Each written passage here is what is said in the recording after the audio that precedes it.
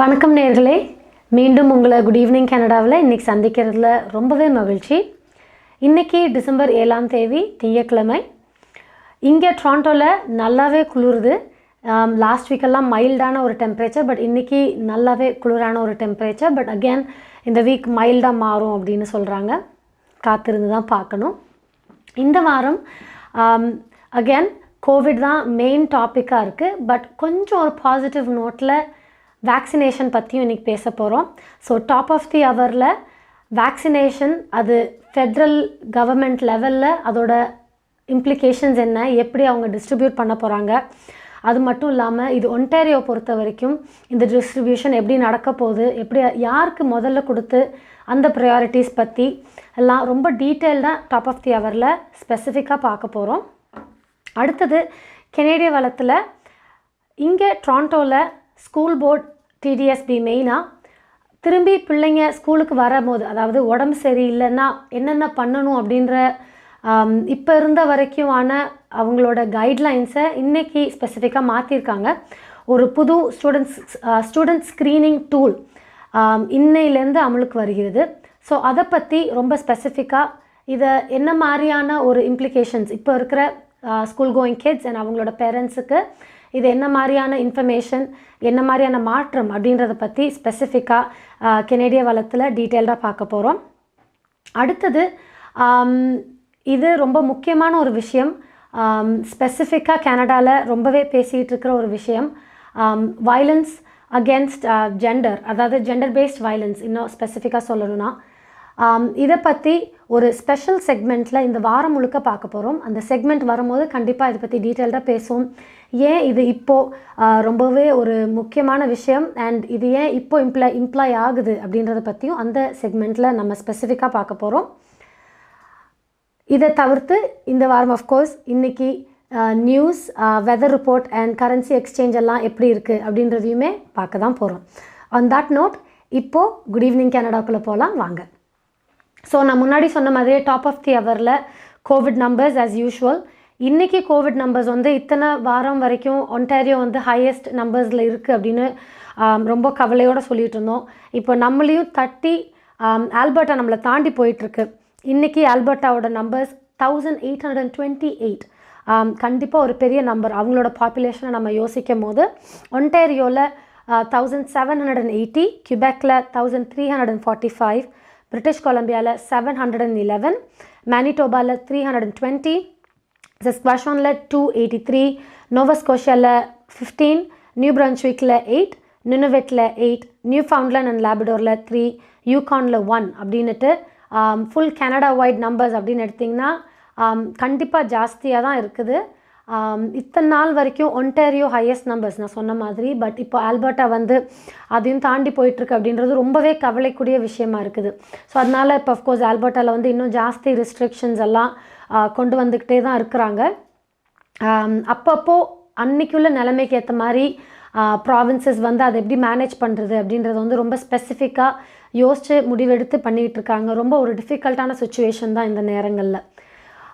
Of course இந்த சுச்சுவேஷனில் ஒரு சின்ன light at the end of the டனல்னு சொல்லுவாங்க, அந்த மாதிரி ஒரு சின்ன பாசிட்டிவான நோட் என்ன அப்படின்னா வேக்சினேஷன்ஸ் தான். இத்தனை நாள் வரைக்கும் டெஸ்டிங்கில் இருந்துச்சு. கடந்த சில வாரங்களாக அதோட பாசிட்டிவிட்டி ரேட், அதாவது எவ்வளோ தூரம் யூஸ்ஃபுல்லாக இருக்குது அப்படின்ட்டு அபவ் 95% ஒரு 3 கம்பெனிஸ் வெளியிட்டாங்க அந்த ரிசல்ட்ஸை. ஸோ அதுக்கப்புறம் அதோட அப்ரூவல்ஸ் அண்ட் அதோட டிஸ்ட்ரிபியூஷன். ஸோ இது அடுத்த ஸ்டெப். யூஸ்வலாக ஒரு வேக்சின் இந்த ஸ்டெப்புக்கு வரத்துக்கு கிட்டத்தட்ட 5-6 வருஷம், ஆல்மோஸ்ட் ஈவன் 10 இயர்ஸ் கூட ஆகுமா யூஸ்வலாக. பட் கோவிட் ஒரு குளோபல் பேண்டமிக்ன்றதுனால வித்தின் அ இயர் இந்த ஒரு பெரிய ஸ்டெப்புக்கு வந்திருக்காங்க. ஸோ அந்த வகையில் இந்த ப்ரொடக்ஷன் அண்ட் டிஸ்ட்ரிபியூஷன் இந்த லெவலில் இது கனடாவை பொறுத்த வரைக்கும் என்ன மாதிரியான ஒரு சுச்சுவேஷனில் நம்ம இருக்கிறோம். அகெயின் இதை நீங்கள் 3 வகையாக பிரிச்சிங்கன்னா, முதல்ல ஃபெட்ரல் லெவலில் ஃபுல் கனடாவுக்கும் எத்தனை வேக்சின் வரப்போகுது, அதுக்கப்புறம் அது ப்ராவின்ஸ் லெவலில் எப்படி டிஸ்ட்ரிபியூட் பண்ண போகிறாங்க. அகெயின் இது ஃபெட்ரல் லெவலில். அதுக்கு அடுத்த ஸ்டெப்பில் ப்ராவின்சஸ்ன்னு யோசிச்சிங்கன்னா ஒரு ப்ராவின்ஸ்க்கும் கொடுக்கப்படுகிற வேக்சினை வந்து அவங்க எப்படி டிஸ்ட்ரிபியூட் பண்ண போகிறாங்க, யாரை ப்ரையாரிட்டைஸ் பண்ண போகிறாங்க அப்படின்னு நிறைய கேள்விகள் எல்லா மட்டத்துலேயுமே இருக்குது. பொலிட்டிக்கலாக மட்டும் இல்லை, ஹெல்த் கேரில் அண்ட் எவ்ரிடே பீப்புள் எல்லாரோட லெவல்லையுமே இந்த கேள்வி எல்லாரோட மனசுலையுமே இருக்குது. ஆனால் ஆன் த ஹோல் ஒரு போலில் என்ன சொல்கிறாங்கன்னா, ஆல்மோஸ்ட் 70% ஆஃப் கெனேடியன்ஸ் வந்து இந்த வேக்சினை எடுக்கிறதுக்கு இப்போ தயாராக இருக்கிறாங்க அப்படின்றாங்க. ஸோ இந்த நம்பர் வந்து ரியலி ஹை. ஏன்னா ஒரு ஃப்ளூ சீசனல் வேக்சினுக்கே வந்து இந்த ஒரு ஹை என்ன சொல்கிறது ரேட்ஸ் இல்லை. யூஸ்வலாக பீப்புள் வந்து ஒரு 50% ஆஃப் தி பாப்புலேஷன் தான் வந்து வேக்சின் எஸ்பெஷலி ஃப்ளூ வேக்சினுக்கு எஸ் சொல்லி போட்டுக்கிறாங்க. ஸோ அந்த வகையில் கோவிட் வந்து கண்டிப்பாக ஒரு பெரிய பேண்டமிக்ன்றதுனால ஆல்மோஸ்ட் 70% ஆஃப் த பீப்புள் வந்து இந்த வேக்சின் எடுத்துக்கிறதுக்கு ரெடியாக இருக்கிறாங்க. ஸோ அந்த வகையில் ஒரு ஃபெட்ரல் லெவலில் இந்த டிஸ்ட்ரிபியூஷன் என்ன மாதிரி இருக்க போகுது அப்படின்றத நம்மளோட பிரைம் மினிஸ்டர் ஜஸ்டின் ட்ரூடோ அவர்கள் ரொம்பவே கிளியராக இந்த ப்ரெஸ் மீட்டில் சொல்லியிருக்காங்க. பார்க்கலாம்.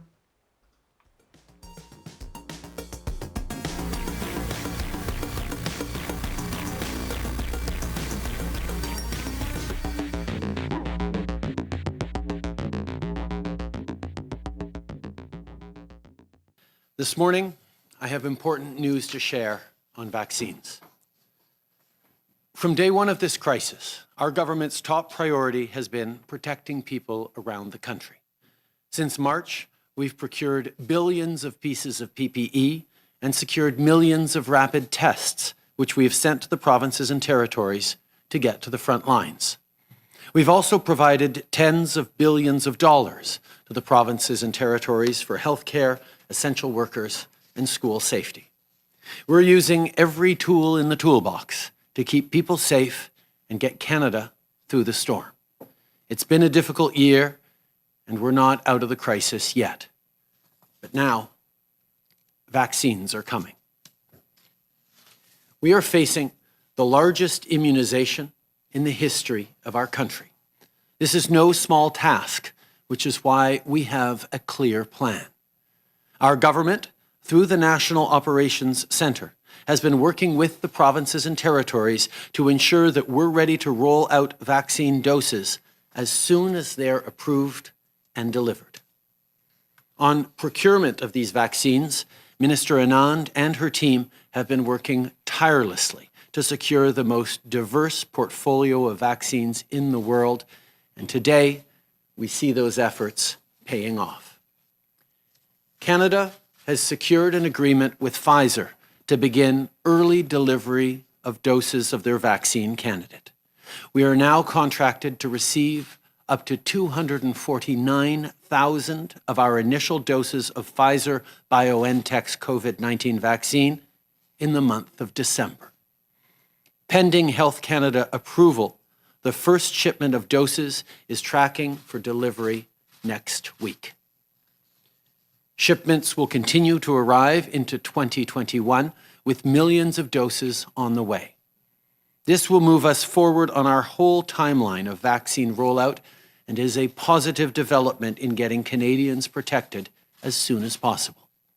Pfizer, the Public Health Agency, and the provinces are working together to finalize preparations at the first 14 vaccination sites this week. I want to assure Canadians that any vaccine approved in Canada will be safe and effective. The regulatory process is ongoing and experts are working around the clock. They will uphold Canada's globally recognized gold standard for medical approvals.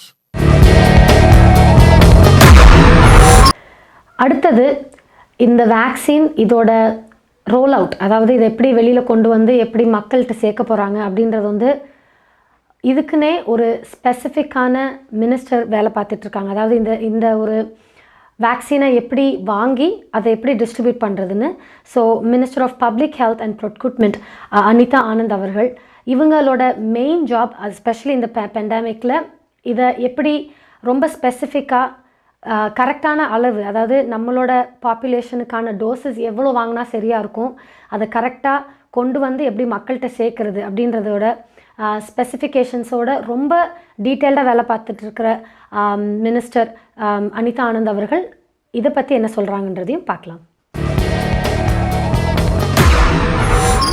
From the outset of this pandemic, my Department of Public Services and Procurement Canada has worked tirelessly to ensure that Canadian frontline healthcare workers have the vital PPE necessary to do their jobs.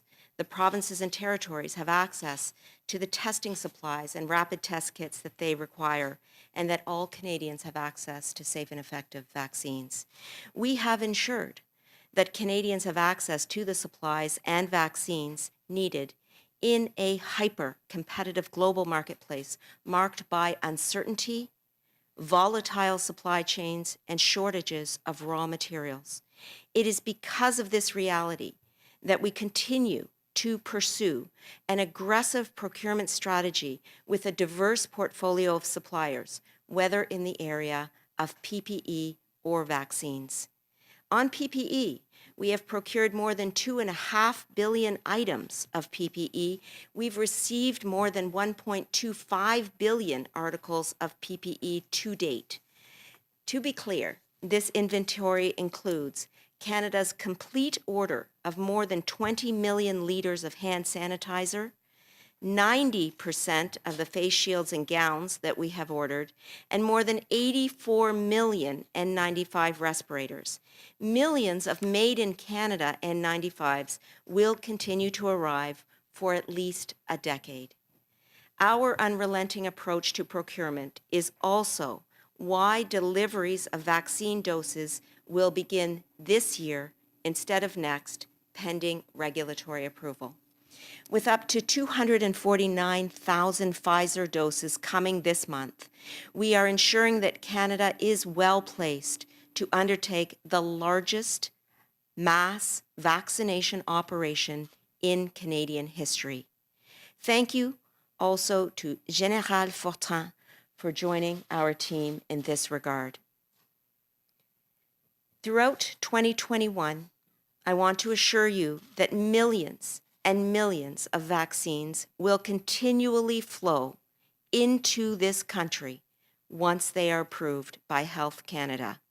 That has been our procurement strategy from day one.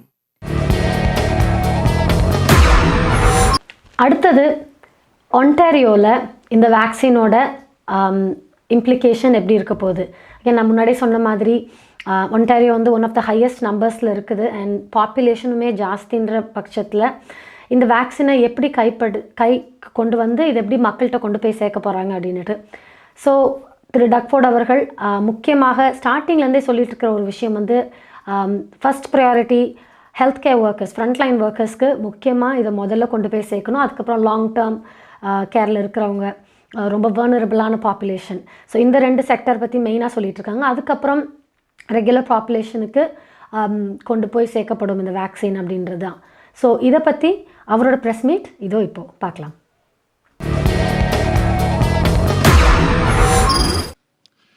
As we get ready to receive the first shipments of the COVID-19 vaccines, I'm glad to see news today from the federal government, as I've been pushing it on the Premier's table, that these vaccines have to be distributed and allocated based on per capita, and I'm glad we're doing that. Our top priority remains getting the vaccines out to those who need them most as quickly as possible. Our first shipments of a very small number of doses could arrive as early as next week. But we're still very far, and I got to repeat that, very far from having the millions of vaccines we need for mass immunization. The federal government, as I've said in the past, federal government, they're responsible for what type of vaccines we're getting, how much we're getting, and when we're getting it.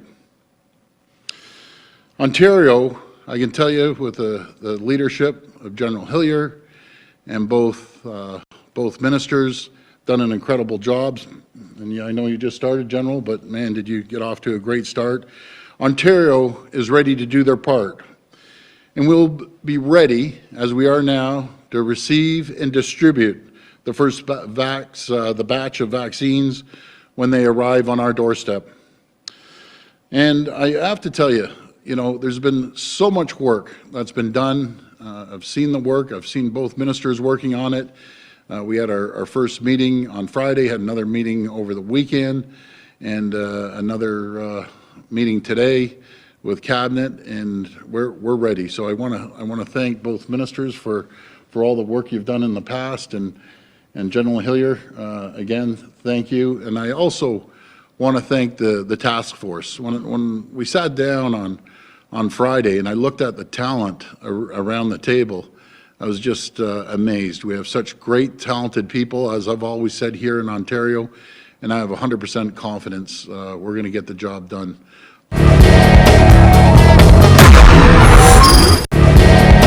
முறையும் முகமூடி அணியும் போதும் ஒரு நாள் இதனை செய்யுமாறு நாங்கள் அனைவரும் கேட்க முடியும் என்பதை நினைவில் கொள்ளுங்கள். நீங்கள் ஒவ்வொரு முறை கை கழுவும் போதும் இறுதியில் அது அவர்களுக்கு பெருமதியானதாக இருக்கும் என்பதை நினைவில் கொள்ளுங்கள்.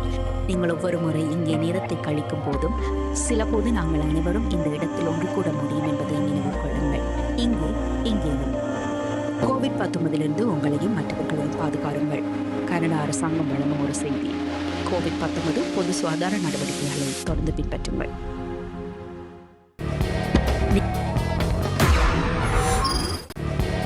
ஸோ வேக்சினை வந்து Federal level and of course Ontario லெவலில் பேசிட்டோம். இன்னொரு ப்ராவின்ஸான கியூபெக்கில் இதே ஐடியாலஜியில் தான் அவங்களும் மூவ் ஆன் பண்ணிகிட்ருக்காங்க. அவங்களுக்கு almost 4000 vaccine doses next week அவங்க கைக்கு போய் சேரும் அப்படின்றது அறிவிச்சிருக்காங்க. ஸோ 4000 டோசஸ் அப்படின்னா ஆல்மோஸ்ட் 2000 பீப்புளுக்கு இந்த டோசஸை கொடுக்க முடியும். ஏன்னா ஒருத்தருக்கும் 2 டோசஸ் தேவைப்படுகிறது. ஸோ அதனால் 2000 பீப்புள் அடுத்த வாரமே ஏர்லியஸ்ட் பாசிபிளாக வேக்சினேட் செய்யப்படலாம். ஸோ அகெயின் இதே ஆன ப்ரையாரிட்டி லிஸ்டிங் தான் அவங்களும் வச்சுருக்காங்க. முதல்ல லாங் டேர்ம் கேர்ஸில் இருக்கிற ரொம்ப வர்னரபிளான சீனியர்ஸ், அதுக்கப்புறம் health care workers. So I guess இந்த 2000 பீப்புள் வந்து அந்த senior Holmes and long term care பீப்புளுக்கு தான் முதல்ல போய் சேரும். அதுக்கப்புறம் ஹெல்த் கேர் ஒர்க்கர்ஸ்க்கு இந்த வேக்சின் கொண்டு போய் சேர்ப்பாங்கன்னு பார்க்குறோம். ஸோ எல்லா இடங்கள்லையுமே இது வந்து இன்றைக்கி ரோல் அவுட் பண்ணுறாங்க இந்த வாரத்தில் within the next few weeks. அப்படின்னா இதோட சைடு எஃபெக்ட்ஸாக இருக்கட்டும், இது எப்படி பீப்புள் வந்து எடுத்துக்கிறாங்க அப்படின்றதையும் நம்ம காத்திருந்து தான் பார்க்கணும். ஆனால் கண்டிப்பாக இந்த கோவிட் பேண்டமிக்கில் இது ஒரு பெரிய மைல்ஸ்டோன்னு தான் சொல்லணும். உலகமே பார்த்துட்டு தான் இருக்குது இதோட எஃபெக்ட்ஸ், இந்த வேக்சின்ஸ் எல்லாம் எப்படி மூவ் ஆன் ஆகுது அப்படின்ட்டு. ரொம்ப எக்ஸைட்டிங்கான ஒரு டைம் தான் சொல்லணும் இந்த பேண்டமிக்கில். இத்தனை ஒரு 10 மாதம் கழித்து ஏதோ ஒரு positive step. So on that note வேக்சினை பற்றியும் கோவிட் பற்றியும் நிறையவே பேசியாச்சு. ஸோ அடுத்தது மீண்டும் ஒரு கோவிட் சம்மந்தப்பட்ட ஒரு விஷயந்தான், பட் இன்னும் வேறு ஒரு செக்டாருக்குள்ளே ஸ்டூடெண்ட்ஸ், ஸ்கூல்ஸ். இன்றைக்கி கெனடிய வளத்தில் இப்போதைக்கு இருக்கிற புது ஸ்டூடெண்ட் ஸ்க்ரீனிங் டூலை பற்றி ரொம்ப டீட்டெயில்டாக பார்க்க போகிறோம். ஸோ இத்தனை நாள் வரைக்கும் சில சிம்டம்ஸை வந்து அக்செப்டபிளாக எடுத்துக்கிட்டாங்க. ஏன்னா அந்த ஃப்ளூ சீசன், குழந்தைங்களுக்கு வந்து நிறையா கோல்ஸ் வரும். ஸோ ஒரு சிம்டம் இருந்தாலும் பிள்ளைகளை வந்து சிம்டம்ஸ் சரியாகிற வரைக்கும் வீட்டில் வச்சுக்கோங்க, அதுக்கப்புறம் ஸ்கூலுக்கு அனுப்பலாம் அப்படின்னு ஒரு செப்டம்பர் ஆரம்பித்து இது வரைக்கும் அப்படி ஒரு ரூல் கொடுத்துருந்தாங்க. பட் இப்போ வந்து இன்றைக்கி அதை மாற்றிருக்காங்க. இப்போ இருக்கிற ஸ்டூடெண்ட் ஸ்க்ரீனிங் டூல் படி ஈவன் ஒரு சிம்டம் இருந்தால் கூட பிள்ளையை வந்து வீட்டில் வச்சுக்கணும் அண்ட் நீங்கள் டெஸ்ட் பண்ணணும். ஸோ இந்த மாதிரியான நிறைய ஸ்பெசிஃபிகேஷன்ஸ் இருக்காங்க. இதோட ஒரு பெரிய ஸ்பெசிஃபிகேஷன் எல்லாருமே கொஞ்சம் தடுமாற வைக்கிற ஒரு ஸ்பெசிஃபிகேஷன் என்ன அப்படின்னா, ஒரு பிள்ளைக்கு உடம்பு சரியில்லாமல் இருந்தால் வீட்டில் இன்னொரு பிள்ளை, அதாவது சிப்ளிங் ஸ்கூலுக்கு போயிட்டு இருந்தாங்கன்னா அவங்களையும் நீங்கள் ஸ்கூலை விட்டு எடுக்கணும், வீட்டில் வச்சுக்கணும் அப்படின்றது தான். ஸோ இதோட டீட்டெயில்ஸ், இது எதனால் அண்ட் இதோட இம்ப்ளிகேஷன்ஸ் என்ன அப்படின்றத பற்றி நம்மளோட Scarborough north school trustee Yazhini Rajakulasingam அவர்கள் ரொம்ப டீட்டெயிலாக பேசுகிறாங்க. சுதாகரனோட சேர்ந்து பார்க்கலாம்.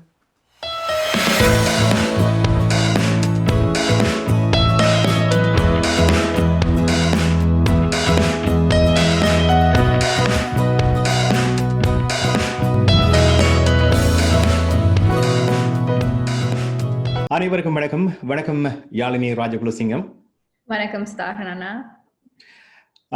மீண்டும் உங்களை சந்திக்கின்றோம். பலருக்கும் இப்பொழுதும் இருக்கின்ற கேள்விகள் ஸ்கூல் தொடர்பாக, அதாவது பாடசாலைகள் தொடர்பாக. ஆகவே உங்கள் மூலமாக டொரண்டோ பிராந்திய கல்வி சபை தொடர்பான விவரங்களை மட்டும் நான் பெற்றுக்கொள்ளலாம் என்று நினைக்கிறேன். அந்த வகையில் இன்று ஒரு அறிவித்தல் கூட வெளிவந்திருக்கிறது. அதை தொடர்ந்து நாங்கள் பின்னர் பார்க்கலாம். அதற்கு முன்பாக தற்போது ஒன்டாரியோவை பொறுத்தவரையில் பல பாடசாலைகளில் இந்த COVID-19 தொற்று என்பது பாடசாலைகளிலும் வந்திருக்கிறது. குறிப்பாக மாணவர்களாக இருந்தாலும் சரி, அதில் பணியாற்றுகின்ற ஆசிரியர்களாக இருந்தாலும் சரி, இதனால் பாதிப்படைந்திருக்கின்றார்கள். தற்போது டொரண்டோ பிராந்தியத்தை பொறுத்தவரையில் என்ன நிலைமை என்று சொல்வீர்களா? TSP பார்த்தீங்கன்னா from the start of September till now almost 500 cases இருந்திருக்கு. வெவ்வேறு நேரத்துல ஒவ்வொரு different schools-ல வந்து about 500 cases இருந்திருக்கு. many வந்து இப்போ resolve பண்ணி கொண்டிருக்கு. some are still active. அப்ப எல்லாரும் அதை கேட்கும் போது சரி பயப்படுவாங்க. ஏன்னா அந்த ஒரு ஸ்டூடெண்ட்டுக்கு வரும்போது அவங்களுக்கு சுத்தி இருக்கிற ஸ்டூடெண்ட்ஸுக்கோ டீச்சருக்கோ எப்படி அந்த பாதிப்பு இருக்குன்னு. So far வந்து ஒரு சிஸ்டமா வந்து Toronto Public Health அட்வைஸ் கேட்டு அவங்க ஒரு சிஸ்டமா டீல் பண்ணி கொண்டு வராங்க. எனக்கு வந்து சரியான ஒரு பயமா இருந்தது. ஏன்னா நானே சரியா யோசிச்சேன், ஏன் நாங்க அவசரப்பட்டு ஸ்கூல்ஸை திறக்கிறோம், இப்போ இந்த காலகட்டத்துல தேவையா?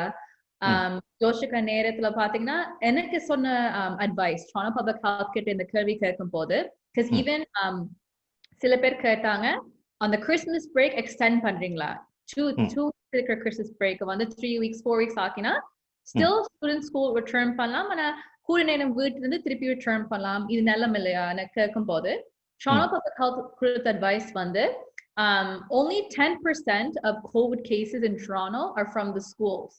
So இப்ப இருக்கிற situation பாத்தீங்கன்னா அது அவ்வளவு பெரிய ரிஸ்க் இல்லைன்னு Toronto Public Health சொல்றாங்க.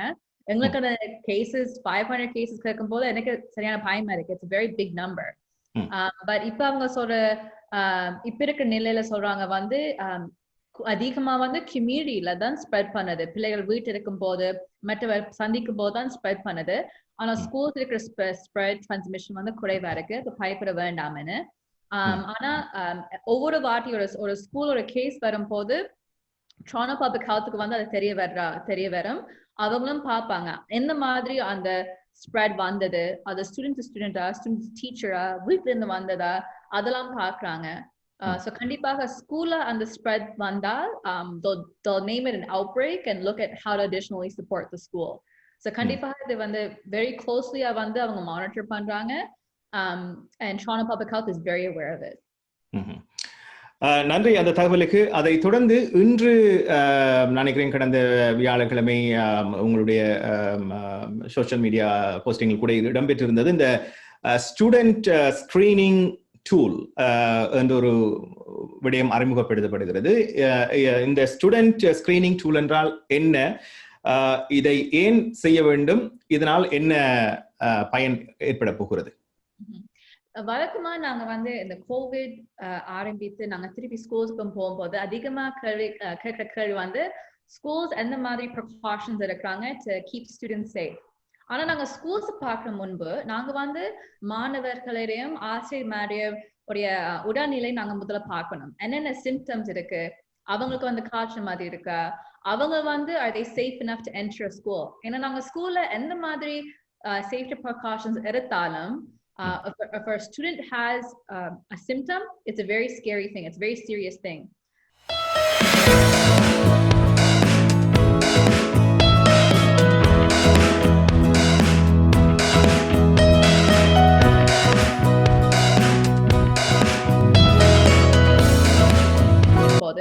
Toronto Public Health கொடுத்த advice வந்து only 10% of COVID cases in Toronto are from the schools. So இப்ப இருக்கிற சிச்சுவேஷன் பாத்தீங்கன்னா அது அவ்வளவு பெரிய ரிஸ்க் இல்லைன்னு Toronto Public Health சொல்றாங்க. எங்களுக்கு அந்த கேசஸ் 500 கேசஸ் கேட்கும் போது எனக்கு சரியான பயமா இருக்கு. It's a very big number. But இப்ப அவங்க சொல்ற இப்ப இருக்கிற நிலையில சொல்றாங்க வந்து அதிகமா வந்து கம்யூனிட்டியில தான் ஸ்ப்ரெட் பண்ணுது. பிள்ளைகள் வீட்டு இருக்கும் போது மற்றவர் சந்திக்கும் போது தான் ஸ்ப்ரெட் பண்ணுது. ஆனா ஸ்கூல்ஸ் இருக்கிற ஸ்ப்ரெட் டிரான்ஸ்மிஷன் வந்து குறைவா இருக்கு. பயப்பட வேண்டாம்னு. ஆனா ஒவ்வொரு வாட்டி ஒரு ஸ்கூல் ஒரு கேஸ் வரும்போது Toronto Public Healthக்கு வந்து அது தெரிய வரும். அவங்களும் பார்ப்பாங்க எந்த மாதிரி அந்த ஸ்ப்ரெட் வந்தது, அது ஸ்டூடெண்டா டீச்சரா வீட்டுல இருந்து வந்ததா அதெல்லாம் பாக்குறாங்க. So கண்டிப்பாக ஸ்கூல்ல அந்த ஸ்ப்ரெட் வந்தால் they'll name it an outbreak and look at how to additionally support the school. So கண்டிப்பாக இது வந்து very closely வந்து அவங்க மானிட்டர் பண்றாங்க. And Toronto Public Health is very aware of it. நன்றி அந்த தகவலுக்கு. அதை தொடர்ந்து இன்று நினைக்கிறேன் கடந்த வியாழக்கிழமை உங்களுடைய சோஷியல் மீடியா போஸ்டிங்கில் கூட இடம்பெற்றிருந்தது இந்த ஸ்டூடெண்ட் ஸ்கிரீனிங் டூல் என்ற ஒரு விடயம் அறிமுகப்படுத்தப்படுகிறது. இந்த ஸ்டூடெண்ட் ஸ்கிரீனிங் டூல் என்றால் என்ன, இதை ஏன் செய்ய வேண்டும், இதனால் என்ன பயன் ஏற்பட போகிறது? வழக்கமா நாங்க வந்து இந்த கோவிட் ஆரம்பித்து நாங்க திருப்பி ஸ்கூல்ஸ்க்கு போகும்போது அதிகமா கேட்கிற கேள்வி வந்து ஸ்கூல்ஸ் எந்த மாதிரி ப்ரிகாஷன்ஸ் எடுக்கிறாங்க டு கீப் ஸ்டூடெண்ட்ஸ் சேஃப். ஆனா நாங்க ஸ்கூல்ஸ் பார்க்க முன்பு நாங்க வந்து மாணவர்களையும் ஆசிரியர் உடைய உடல்நிலை நாங்க முதல்ல பார்க்கணும். என்னென்ன சிம்டம்ஸ் இருக்கு, அவங்களுக்கு வந்து காய்ச்சல் மாதிரி இருக்கா, அவங்க வந்து are they safe enough to enter a school. ஏன்னா நாங்க ஸ்கூல்ல எந்த மாதிரி safety precautions எடுத்தாலும் if a student has a symptom, it's a very scary thing, it's a very serious thing. So நாங்க என்ன செய்தோம்னா அந்த Toronto Public Health கேட்டு நாங்க இந்த வந்து ஒரு ஸ்கிரீனிங் டூல் வந்து நாங்க we created. இது வந்து செப்டம்பர் so now நாங்க பாவித்து கொண்டு வந்த ஒரு டூல். ஆனா நாங்க என்ன பார்த்தோம்னா ஈவன் ஒரு சிம்டம் இருந்தாலே அது ஒரு பயம். பிகாஸ் இவ்வளவு நாங்க சொல்லிக்கொண்ட விஷயம் வந்து ஒரு சிம்டம் ஒரு 2 symptoms இருந்தா then அதை மானிட்டர் பண்ணிட்டு 24 hours ஆல நீங்க ஸ்கூலுக்கு திருப்பி வரலாம். ஆனா இந்த கேசஸ் ஸ்கூல்ஸ் இன்க்ரீஸ் பண்ண Toronto Public Health இப்ப வந்து அப்டேட் பண்ண ஒரு அட்வைஸ் வந்து ஒரு சிம்டம் இருந்தா ஈவன் ஒரு சிம்டம் இருந்தால் அது worse-ஆ வந்து கொண்டிருந்தாலும் or if it's a new symptom, the student has to stay home. Student has to stay home and their siblings. அப்ப வீட்டுல அக்காக்கு வந்து தங்கச்சியும் வீட்டு இருந்தா தங்கச்சிக்கு வந்து சிம்டம்ஸ் இல்லாம இருந்தாலும் they still both have to stay home. And அவங்க சொல்லுவாங்க you have to get tested. Touchல சில பேரண்ட்ஸ்க்கு வந்து அந்த டெஸ்டிங் பிடிக்காத ஒரு பயம் இருக்கும். So அந்த situation பாத்தீங்கன்னா the students has to stay home for 10 days or get the test, see the results and then come back to school. It's just in the flu season, cases increase பண்ண schools வந்து கொஞ்சம் ஒரு stricter stance எடுக்கிறாங்க, position எடுக்கிறாங்க. இது வந்து எப்படி monitor பண்ணது symptoms. ஏன்னா நானே கணக்கு கேள்விப்படுறேன், பிள்ளைகள் வந்து runny nose இருக்கு, நான் ஸ்கூலுக்கு அனுப்பலாமா, வழக்கமா வர runny nose தானே. But we have to always remember that this is a different time and we have to take every symptom treated as a serious symptom. Right. ஆகவே இன்றில் இருந்து நீங்கள் சொன்ன மாதிரி இந்த அது என்ன அறிகுறியாக இருந்தாலும் அவர்கள் வீட்டில் குழந்தையை ஒரு 10 நாளைக்கு வைத்த பின்பு பாடசாலைக்கு அனுப்ப முடியும். கண்டிப்பாக. அண்ட் சில நேரங்கள் வந்து பேரண்ட்ஸுக்கு வந்து ஒரு கன்சர்ன் இருக்கும். இப்ப அன்னைக்கு ஒரு பேரண்ட் கதைச்சுவாங்க, அவங்க சொன்னவாங்க பிள்ளை வந்து ஒரு ஜூஸ் குடிக்கும் போது ஒரு காஃப் வந்தது. அந்த காஃப் கேட்டப்புறம் டீச்சர் வந்து நோ அந்த பிள்ளை வந்து வீட்டு போகணும். So அந்த பேரண்ட்டுக்கு வந்து பிடிக்கல. Because they said இது வந்து ஒரு சாதாரண காஃப், ஏன் நீங்க வந்து இது வச்சு நீங்க பிள்ளை வந்து வீட்டு அனுப்புறீங்க. ஆனா அந்த பிரின்சிபல் சொன்ன விஷயம் வந்து இட்ஸ் கெட்டிங் சீரியஸ். நாங்க ஒவ்வொரு சிம்டம் வந்து சீரியஸா ட்ரீட் பண்ணணும். ஸோ இது நான் பேரண்ட்ஸுக்கு வந்து நான் சொல்ற விஷயம் வந்து ஐ நோ உங்களுக்கு கஷ்டமா இருக்கும், வேலைகள் இருக்கும், மேபி வீட்டுல வந்து பிள்ளைகள் பார்க்க யாரும் இருக்க மாட்டாங்க. But this is the reason. இது வந்து ஒரு சீரியஸ் டைம் இருக்கும் போது ஒவ்வொரு சிம்டமும் சீரியஸா ட்ரீட் பண்ணுறாங்க. அது நீங்கள் சொன்ன மாதிரி ஆரம்பத்திலேயே நாங்கள் அதை கவனிக்காவிட்டால் அது நாளடைவில் அது பெரிய விடயமாக பார்க்கப்படும். இந்த விடுமுறை காலம் நெருங்கிக் கொண்டு இருக்கிறது. ஆகவே விடுமுறையை தொடர்ந்து பாடசாலைகள் மீண்டும் ஆரம்பமாக போகின்றன. ஆகவே இந்த காலகட்டத்தில் விடுமுறை காலத்தில் பெற்றோர்கள் ஏதாவது தெரிந்து கொள்ள வேண்டும் அல்லது அறிவுறுத்தல்கள் பாடசாலையில் வழங்கப்படுகின்றனவா? காரணம் இப்பொழுது இவ்வளவுதான் நாங்கள் சொன்னாலும் கூட சில நேரங்களில் அவர்களுடைய குடும்பத்துக்குள்ளே ஒன்று கூடல்கள் வரலாம், அதனைத் தொடர்ந்து அவர்கள் மீண்டும் பாடசாலைக்கு வரலாம். ஆகவே ஏற்கனவே இந்த தொற்று என்பது அதிகரித்துக் கொண்டே இருக்கிறது. கிட்டத்தட்ட 2000 அளவிலேயே நாளளவில் வந்து கொண்டிருக்கிறது எண்ணிக்கை. அந்த வகையில் இதை தொடர்பாக ஏதாவது அறிவுறுத்தல்கள் அல்லது அவர்களுக்கு ஏதாவது தெரிந்து கொள்ள வேண்டும் என்று நினைக்கிறீர்களா? போர்ட் லெவல்ல வந்து பெரிய ஒரு மாற்றம் இன்னும் நாங்க அந்த கைட்லைன்ஸ் ஒரு மாற்றம் இன்னும் வரல. என்னன்னா எல்லாரும் வந்து எதிர்பார்த்து கொண்டு வர்றது வந்து இந்த டிசம்பர் பிரேக். அதுதான் எல்லாருக்கும் ஒரு பெரிய கன்சர்னா இருக்கு. ஏன்னா நீங்க சொன்ன மாதிரி ஹாலிடேஸ் டைம், ஒன்று குரல் இதெல்லாம் நிறைய இருக்கும். ஆனா நாங்க வந்து ஞாபகத்துல வச்சுக்கணும், இது வந்து ஒரு வழக்கமான இயர்ல இட்ஸ் பேண்டமிக் டைம். அப்ப நாங்க எங்கிற வீட்டு இருக்க குடும்பம் மொத்தம் இருக்கணும், வேற வீட்டுக்கு போக கூடாது. இதெல்லாம் நாங்க ஞாபகத்துல வச்சுக்கொள்ளணும். And schools level there may be some changes, but that's only at the local school level. So parents உங்களுடைய principal ஓட தொடர்பு கொண்டாலே அது காணும். But everyone is just looking forward to the December என்ன நடக்க போகுது. ஏன்னா நாங்க ஜனவரியில கேள்விப்பட்டிருக்கிறோம் வேக்சினேஷன் இன்னும் ரெடியா இருக்கும் for mass distribution. ஆனா நாங்க வேக்சினேஷன் ரெடியா இருக்க போகுதுன்னு சொல்லி நாங்க we can't relax. நாங்க இப்போ கவனமா இருந்து கொண்டு இருக்க வேண்டும். So எல்லாருக்கும் நான் சொல்ற விஷயம் just please be careful. இந்த இயர் மட்டும் தான் நாங்க கவனம் இருந்தா இனி வரும் ஆண்டுகளுக்கு நாங்க வழக்கம் இருக்கிற மாதிரி நாங்க இருக்க முடியும். So just please restrict the social restrict your social interactions and stay home. ஆகவே நன்றி யாழினி, அந்த தகவல்களுக்கு. ஒரு சில விடயங்களை நாங்கள் இப்பொழுது பேசியிருக்கின்றோம். ஆகவே வேறு ஏதாவது மாற்றங்கள் அல்லது பெற்றோர்கள் தெரிந்து கொள்ள வேண்டும் என்று விடுமுறை காலத்திலும் சரி, விடுமுறை கடந்து புதிய வருடத்திலும் சரி ஏதாவது அறிவுறுத்தல்கள் வந்தால் நாங்கள் மீண்டும் தொடர்பு கொண்டு பேசலாம். உங்களுடைய நேரத்துக்கும் தகவலுக்கும் மீண்டும் நன்றி. நன்றி சுதாகரன்.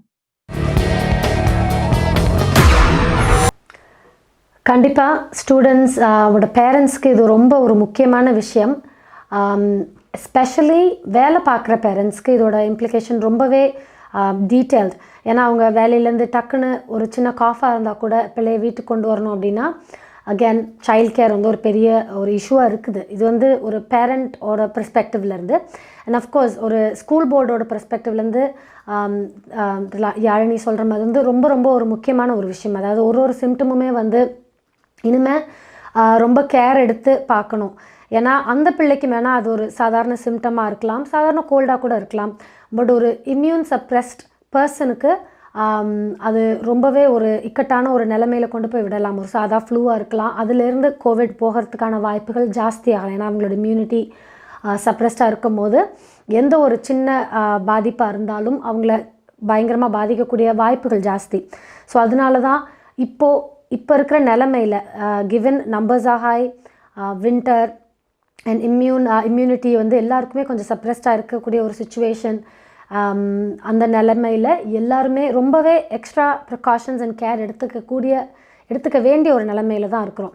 ஸோ அந்த பெர்ஸ்பெக்டிவ்லேருந்து இது ரொம்பவே ஒரு முக்கியமான ஒரு சேஞ்ச் ஓவர். பேரண்ட்ஸ், டீச்சர்ஸ் எல்லாருக்குமே இது ரொம்பவே இம்ப்ளாய்டான ஒரு விஷயம். So again stay tuned.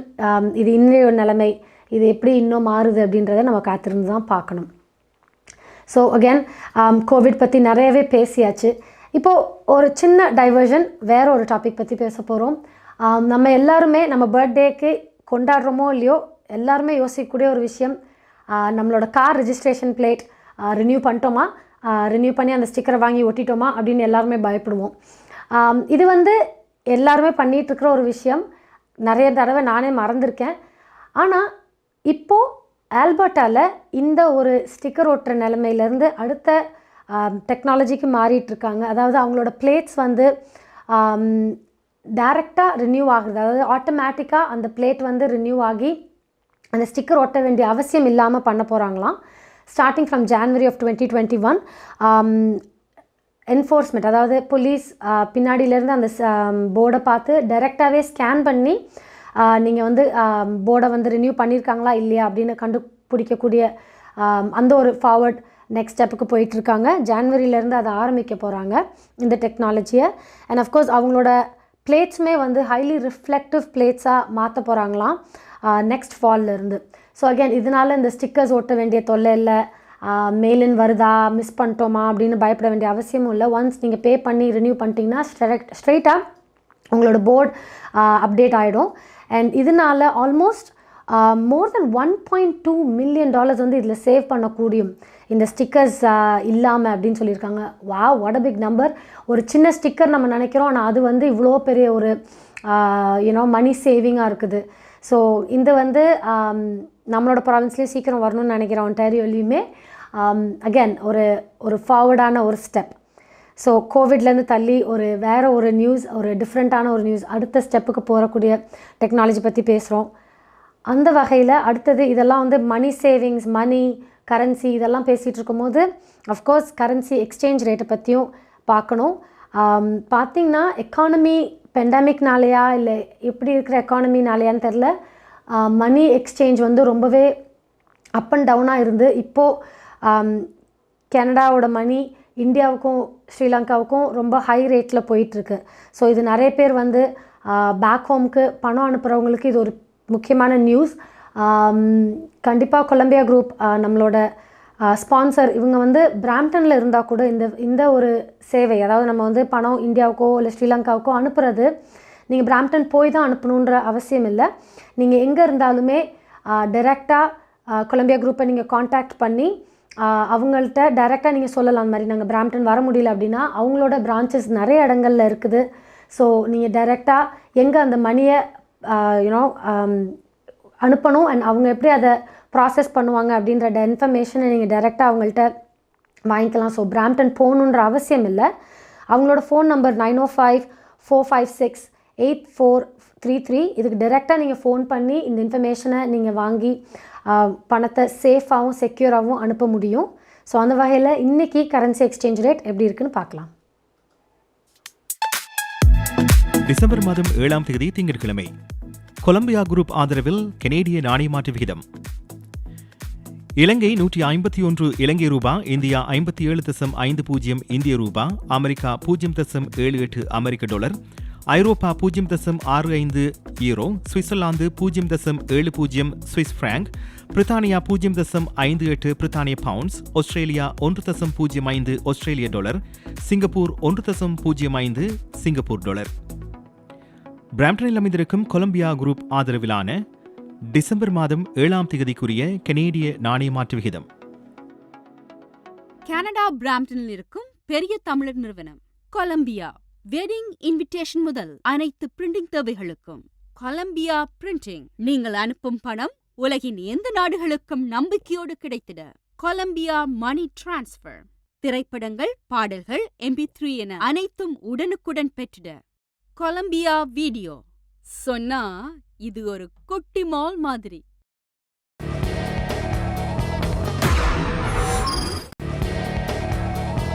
அடுத்தது நாளைக்கு வெதர் எப்படி இருக்க போகுது முக்கியமான கனேடிய சிட்டிஸில். வின்டர்னாலே அஃப்கோர்ஸ் இது ரொம்ப முக்கியமான ஒரு இன்ஃபர்மேஷன். ஸோ பார்க்கலாம்.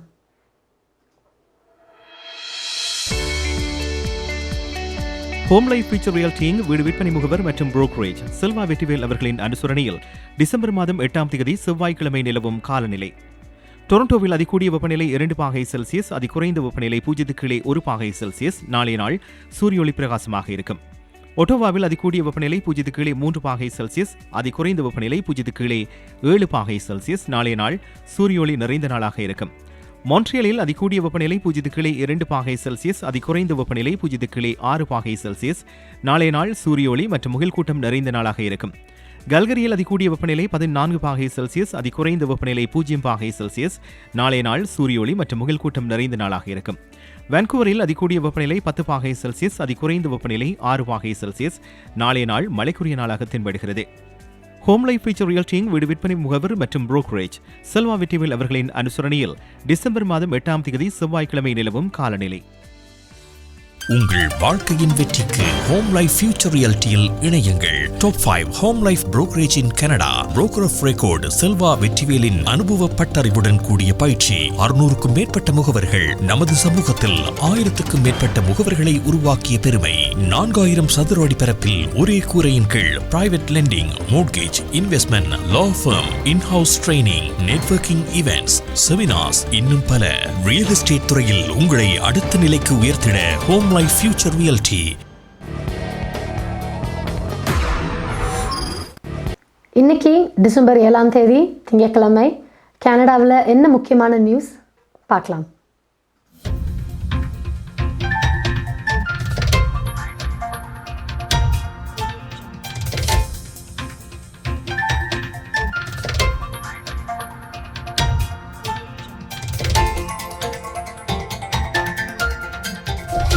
வணக்கம். இன்று டிசம்பர் மாதம் 7ஆம் தேதி திங்கட்கிழமை. கொலம்பியா குரூப் ஆதரவில் goodevningcanada.com, தேசியம்நேஷன்.com ஆகிய இணையதளங்களின் இன்றைய கனேடிய செய்திகள். செய்தி தொகுப்பு தேசியம் சஞ்சிகை குழுமம். கோவிட் தொற்றுக்கு எதிரான கனடாவின் முதல் தடுப்பூசிகள் அடுத்த வாரத்தின் ஆரம்பத்தில் வழங்கப்பட உள்ளன.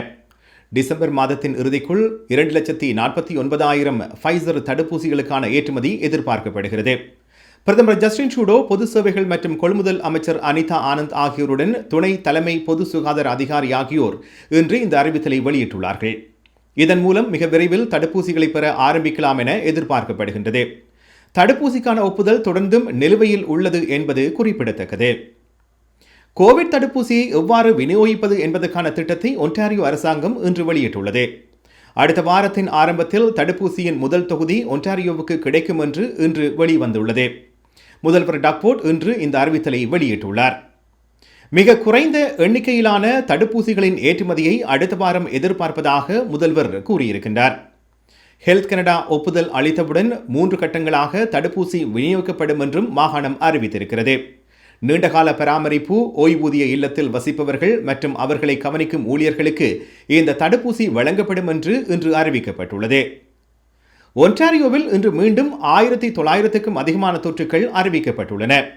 ஒன்டாரியோவில் 1925, அல்பர்டாவில் 1735, கியூபெக்கில் 1577, பிரிட்டிஷ் கொலம்பியாவில் 647, மனிடோபாவில் 325, சஸ்கெச்வானில் 274, நோவஸ்கோஷியாவில் 8, பிரின்ஸ் எட்வர்ட் ஐலண்டில் 4, நுணவூட்டில் 3, நியூ பிரன்ஸ்விக்கில் 2 என தொற்றாளர்கள் பதிவாகியுள்ளனர். ஒன்டாரியோவில் 26, கியூபெக்கில் 22, அல்பர்டாவில் 16, மனிடோபாவில் 12, சஸ்கெச்வானில் 1 என இன்று மரணங்களும் அறிவிக்கப்பட்டுள்ளன. பாலியல் வன்கொடுமை குறித்த குற்ற விசாரணையில் தமிழர் ஒருவர் கைதாகியுள்ளார். 61 வயதான ராசையா விமலகாந்தன் என்பவர் டொரண்டோ காவல்துறையினரால் கைதாகியுள்ளார். மார்னிங் சைட் அண்ட் ஷெப்பர்ட் சந்திப்பில் உள்ள வீடொன்றில் 16 வயதான சிறுமியை பாலியல் வன்கொடுமைக்கு உள்ளாக்கியுள்ளார். இந்த குற்றச்சாட்டில் ராசையா விமலகாந்தன் என்பவர் கடந்த மாதம் 20ஆம் தேதி கைதாகியுள்ளார். இவர் அடுத்த மாதம் 12ஆம் தேதி நீதிமன்றத்தில் தன் மீதான குற்றச்சாட்டை எதிர்கொள்கின்றார். டொரண்டோவில் காணாமல் போன தமிழ் இளைஞர் ஒருவரை காவல்துறையினர் தேடி வருகின்றார்கள். 25 வயதான டிஃபன் நவராஜா என்பவர் காணாமல் போயுள்ளதாக தெரிவிக்கப்படுகிறது. இவர் நேற்று மாலை 2 மணி அளவில் இறுதியாக கீலன் ஃபின்ச் சந்திப்புக்கு அருகாமலையில் காணப்பட்டுள்ளார். இவரது பாதுகாப்பு குறித்து காவல்துறையினர் கவலை தெரிவித்துள்ளார்கள். இத்துடன் கொலம்பியா குரூப்பில் ஆதரவிலான இன்றைய கனேடிய செய்திகள் நிறைவு பெறுகின்றன. எமது செய்தி தொகுப்பு வார நாட்களில் இரவு எமது யூடியூப் சேனலில் பதிவேற்றப்படும். மீண்டும் நாளை செவ்வாய்க்கிழமை இரவு சந்திப்போம். நன்றி, வணக்கம்.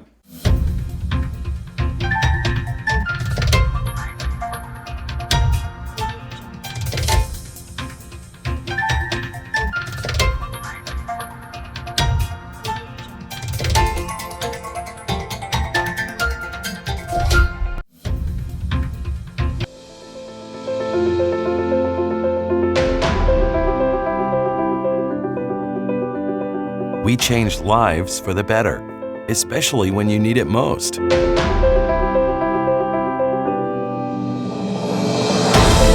We change lives by providing simple solutions.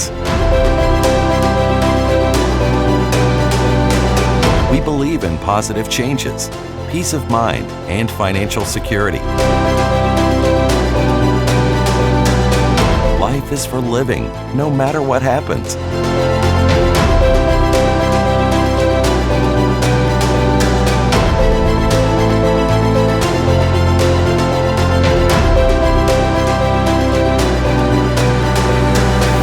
Life 100.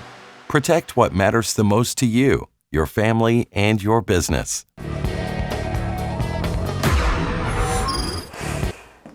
கண்டிப்பா டிசம்பர் 6ஆம் தேதி 1989 இந்த டேட்டை பற்றி ஏதாவது ஒரு வகையில் இன்னைக்கு இல்லை இந்த மாதம் எல்லாருமே கேட்டிருப்போம். இந்த தேதி எதனால், என்ன சிக்னிஃபிகன்ஸ் அப்படின்னு கேட்டிங்கன்னா, இந்த நாள் 1989 பாலிடெக்னிக் மான்ட்ரியால் அப்படின்ற ஒரு காலேஜில் ஒரு ட்ராஜிக்கான ஒரு இவெண்ட் நடந்துச்சு. ஒரு மேஸ் ஷூட்டிங் நடந்துச்சு. அண்ட் அதில் நிறைய விமென் கொல்லப்பட்டார்கள்.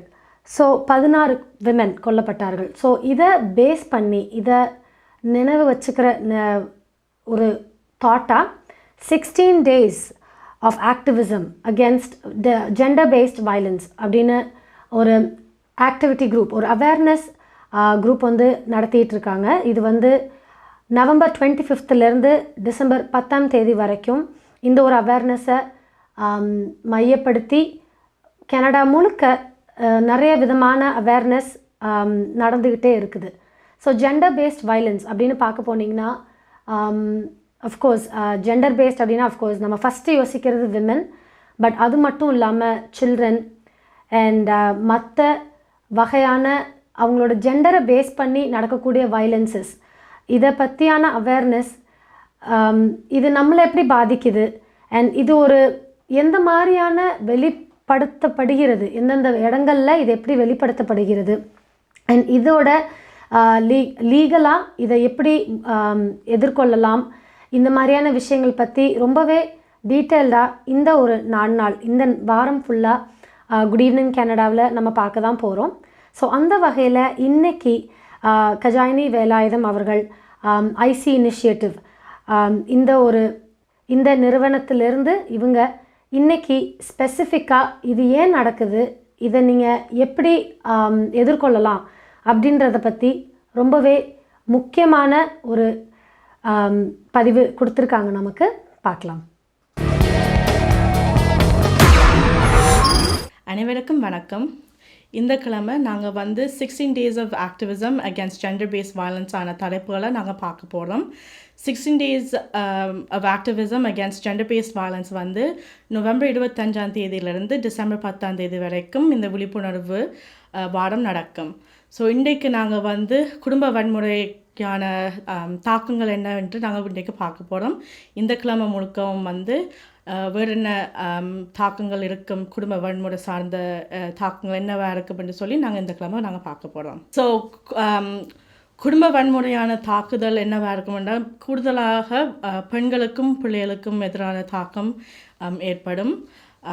ஸோ என்ன நடக்கும் என்று சொன்னால் துஷ்பிரயோகம் செய்பவர் அவருடைய பவர் அண்ட் கண்ட்ரோல் மூலமாக இன்னொருத்தரை அடக்க செய்வினம். ஸோ பெரும்பாலும் பெண்களுக்கு அவரோட உற்றார் உறவினர்களோட அவரோட அம்மா அப்பா அம்மாரோட எல்லாம் கதைக்கிறதுக்கு விட மாட்டினோம்.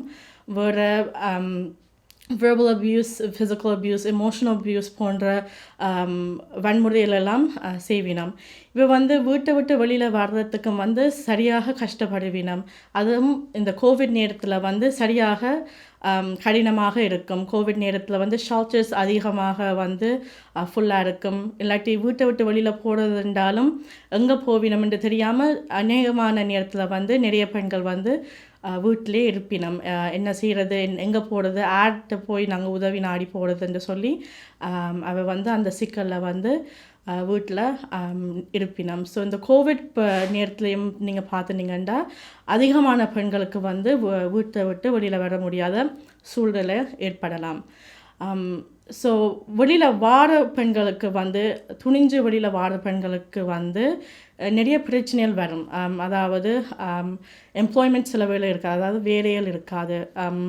வெளிநாட்டிலேருந்து ஊர்லேருந்து கனடாவுக்கு வாடகைக்கு கணவரை நம்பி அவையோட வாழ்க்கையில் இருக்கும். ஸோ அப்படி இருக்கும் பொழுது வேலைக்கு போகிறதுக்கு வாய்ப்புகள் இருக்காது. வேலைக்கு போவாட்டி சம்பளம் கிடைக்காது, பணம் கிடைக்காது. பணம் இல்லாத நேரத்தில் அவைக்கு வீட்டை விட்டு வெளியில் போகிறதுக்கும் நிறைய யோசனைகள் இருக்கும். பணம் இல்லை, வீடு இல்லை, வேலை இல்லை, அப்போ என்னென்று போகிறதுண்டு. ஸோ வெளியில் வந்தால் பிறகு ஷெல்டர்ஸ்லேயும் இருக்கிறது சில பேர் பாதிப்பு ஏற்படலாம், பாதுகாப்பும் இருக்குமா என்று சொல்லி அவைக்கு நிறைய நேரம் யோசனைகள் இருக்கும். ஸோ அவை வெளியில் வந்தால் பிறகு நிறைய யோசனைகள் என்னென்று சொன்னால், வெளியில் வந்தால் என்னை பற்றி என்ன சொல்லிவினோம், அம்மாட்ட போகலாமா, உறவினர்கிட்ட போகலாமா, உதவி நாடி தேடி போகலாமா. நிறைய நேரத்தில் நிறைய சமூகத்தில், அதுவும் குறிப்பாக தமிழ் சமூகத்தில் நாங்கள் அனுசரித்து வாழ வேணும், நாங்கள் கல்யாணம் கட்டி வந்துட்டோம், என்னென்றாலும் நாங்கள் பார்த்து கொள்ளலாம் என்று சொல்லி அதிகமான நேரத்தில் குடும்பங்கள் ஒண்டா இருக்க செய்வினம். ஆனால் என்ன நடக்கும் என்று சொன்னால், இது கனகாலத்துக்கு பிறகு மனநல பாதிப்பு ஏற்படலாம். அதாவது போஸ்ட் ட்ராமாட்டிக் ஸ்ட்ரெஸ் டிஸார்டர்ன்னு சொல்லிட்டு நிறைய பேருக்கு நித்திரை கொள்ள முடியாமல், கெட்ட கனவுகள் இல்லாட்டி வேறு விதமாக அவைகளை தாக்கும். டிப்ரெஷன் ஏற்படலாம், எங்ஸைட்டி ஏற்படலாம். வெளியில் வந்தால் பிறகும் கூட அவைக்கு எந்த நேரத்தில் இந்த துஷ்பிரயோகம் செய்பவர் எங்கே நிற்பினம், எதுவும் செய்வினமா, என்ன துன்புறுத்துவினமா, பிள்ளையில் இருந்தால் பிள்ளையில பாதிக்குமா, பிள்ளையில துன்புறுத்துவிடுமா, இல்லாட்டி என் பிள்ளையில வந்து என்னட்டிருந்து பிடிச்சிடுவிடுமா என்று நிறைய யோசனைகள் அவைக்கு இருக்கும். ஸோ அநேகமான நேரத்தில் வந்து நிறைய பேர் வந்து வீட்டை விட்டு வெளியில் வாரத்துக்கு வந்து நிறைய யோசிப்பினம். வந்த அப்புறம் வந்து சில பேருக்கு வந்து மொழி பிரச்சனை இருக்கும், கலாச்சார ரீதியான பிரச்சனைகள் இருக்கும். இப்போ ஒரு தமிழ் தெரியாதவைட்டு போய் இதுதான் எந்த பிரச்சனை சொன்னால் நிறைய நேரத்தில் வந்து சில நேரம் அவைக்கு விளங்காது, அவைக்கு சொல்கிற மொழியில் வந்து அவைக்கு விளங்காது. ஸோ இப்படியான பிரச்சனை எதிர்கொள்ளிக்க வந்து இவைக்கு வந்து மென்டல் ஹெல்த் பிரச்சனைகள் வரும். அது மட்டும் இல்லை, எதிர்காலத்துலேயும் வந்து ஹார்ட் ப்ராப்ளம்ஸ், வயிற்று வலி, தலையிடி, நித்திர கொள்ள முடியாமல், சாப்பிட முடியாமல், கணக்காக சாப்பிட்டு, டயபீட்டிஸ், இப்படியான நிறைய பிரச்சனைகள் வந்து ஏற்படலாம். ஸோ கட்டாயம் வந்து உதவி நாடி போகலாம்.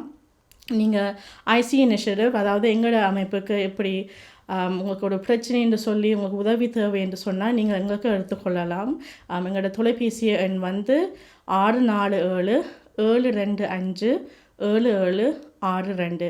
நீங்கள் எங்களுக்கு வந்து தொடர்பு கொண்டால் நாங்கள் உங்களுக்கு தேவையான ரீசோர்ஸஸும் இன்ஃபர்மேஷனும் கொடுப்போம். நீங்கள் எங்கே போய் எப்படி உதவி நாடி போகலாம்னு சொல்லி நாங்கள் அதுக்கு தகவல்கள் நாங்கள் உங்களுக்கு கொடுப்போம்.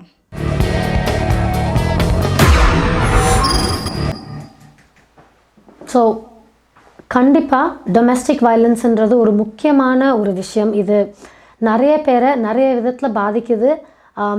அவங்கள பாதிக்குது. அவங்க வந்து இந்த ஒரு ரொம்ப ஒரு இக்கட்டான ஒரு நிலைமையில் இருக்கிறோம், இல்லை இந்த ஒரு நிலைமை நமக்கு வரக்கூடும் அப்படின்றது கூட தெரியாமல் நிறைய பேர் இருக்கிறாங்க ரிலேஷன்ஷிப்ஸில். ஸோ இது ரொம்பவே ஒரு முக்கியமான விஷயம்.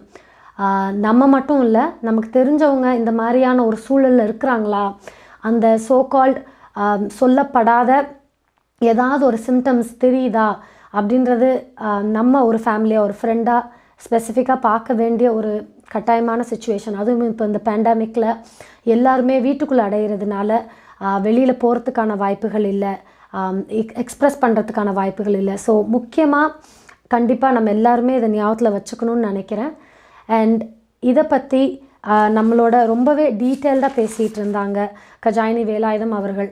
அவங்களோட நிறுவனம் ஐசி இனிஷியேட்டிவ், இது ஒரு முக்கியமான நிறுவனம் தான் சொல்லணும். இந்த மாதிரியான டொமெஸ்டிக் வயலன்ஸாக இருக்கட்டும், கவுன்சிலிங்,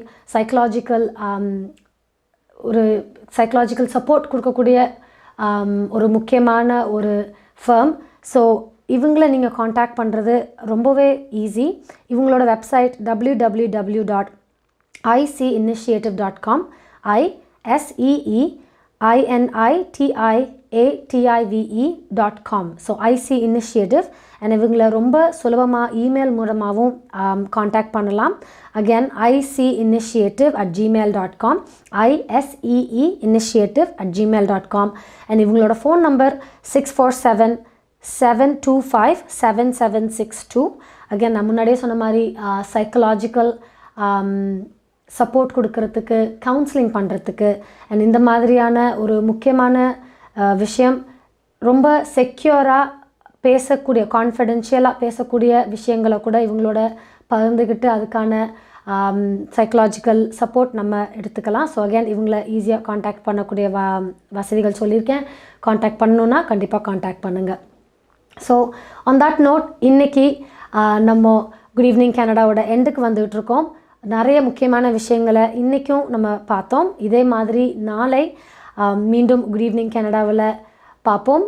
நிறைய முக்கியமான விஷயங்களை இன்னும் சுவாரஸ்யத்தோடு பேசுவோம். நன்றி, வணக்கம்.